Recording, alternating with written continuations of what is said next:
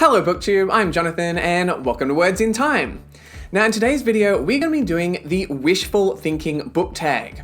Now this was actually created by Mason in the Dark, who is actually a blind booktuber, so definitely go check out their channel, something pretty interesting and unique, and give them your support. And I was tagged by Andrew from Andrew's Wizardly Reads, one of my favorite booktubers. We actually did a video where we swapped fantasy and sci-fi recommendations, so check that one out if you haven't seen it already. So let's get started with these 6 questions. Question 1, legacy. Is there an author you wish was still alive today so that they could witness the impact of their work? So for this one, I went with George Orwell, because firstly, he died at the age of 46, which is rather young, so he didn't really get to see the impact of his work. And secondly, I think it would be kind of interesting to see Orwell alive in a world which uses the term Orwellian all the time.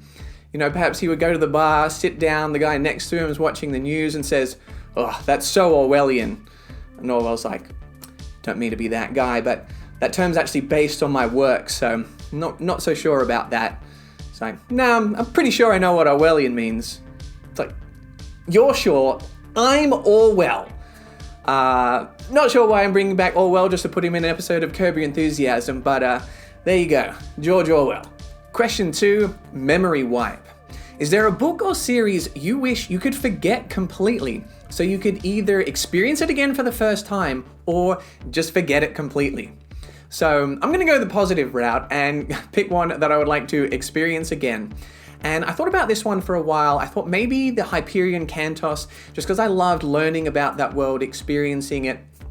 But the world and the characters are so rich, I think that would still be a pretty similar experience on a reread. So I decided to pick one that I thought is a bit more plot heavy. Wouldn't necessarily be not enjoyable on a reread, but I think something that relies a little bit on mystery, surprise, twists, reveals, that kind of thing might be especially enjoyable the first time around. So that's one that I'd like to relive, and I have picked Dark Matter by Blake Crouch.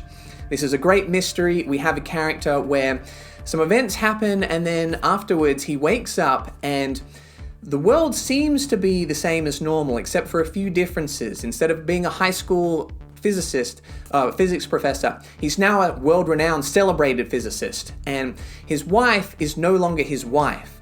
So he's trying to discover, am I going crazy? Have I been drugged? Am I in an alternate universe? And it's a story that relies on hard science, but is really fast-paced, really accessible, and I love the twists and turns, the mysteries in this book.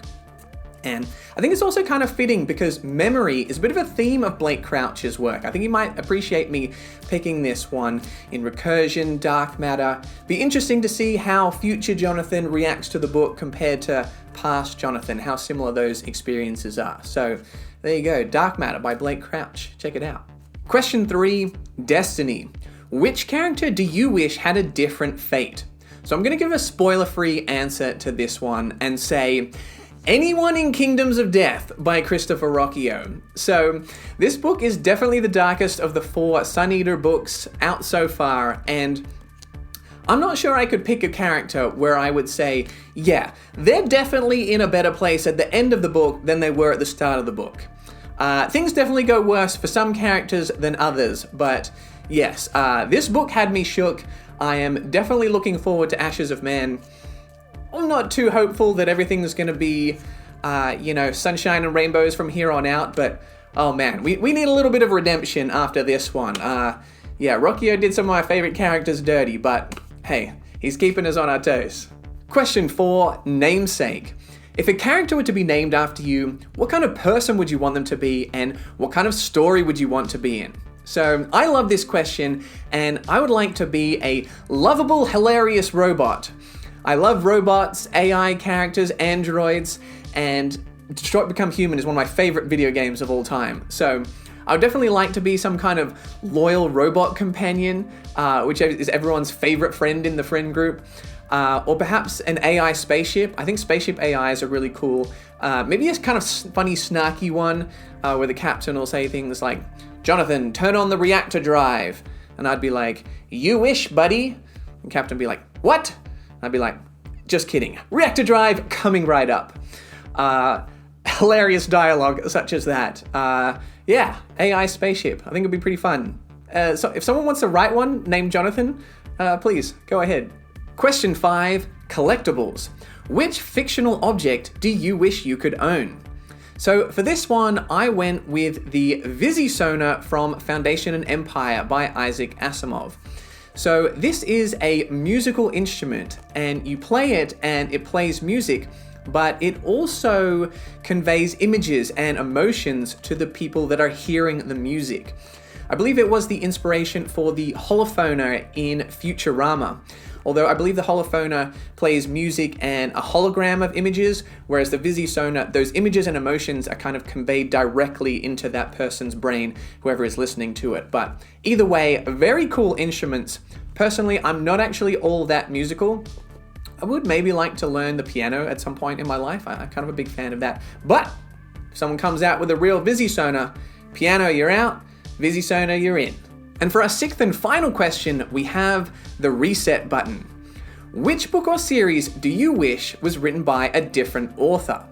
So I'm not sure if this would ever actually work, but for this one, I went with Neuromancer, originally written by William Gibson.